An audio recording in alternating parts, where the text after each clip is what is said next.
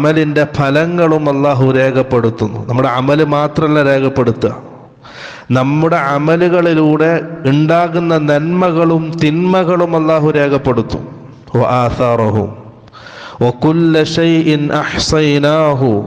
ആ എല്ലാ കാര്യങ്ങളും നാം രേഖപ്പെടുത്തിയിരിക്കുന്നു. ഫി ഇമാമിൻ മുബീൻ, വ്യക്തമായ ഒരു ഗ്രന്ഥത്തിൽ രേഖപ്പെടുത്തിയിരിക്കുന്നു. ഇതാണ് ആയത്ത്. നമ്മുടെ അമലുകൾ അള്ളാഹു രേഖപ്പെടുത്തുന്നുണ്ട്, നാം ബാക്കി വെച്ച കാര്യങ്ങളും അള്ളാഹു രേഖപ്പെടുത്തുന്നുണ്ട്. എന്തെങ്കിലും ഒന്ന് ബാക്കി വെച്ച് മരണപ്പെടുക എന്നുള്ളത് വലിയൊരു കാര്യമാണ്. നമ്മൾ ഇത്രയും വർഷം ജീവിച്ചു, നമ്മുടെ കഴിഞ്ഞ ജീവിതത്തിലേക്കൊന്ന് കണ്ണോടിച്ചാൽ ആ ജീവിതത്തിൽ നമ്മൾ അള്ളാഹുവിന് വേണ്ടി, അള്ളാഹുവിൻ്റെ ദീനിന് വേണ്ടി എന്ത് ചെയ്തു എന്ന് ഒന്ന് പരിശോധിക്കുകയാണെങ്കിൽ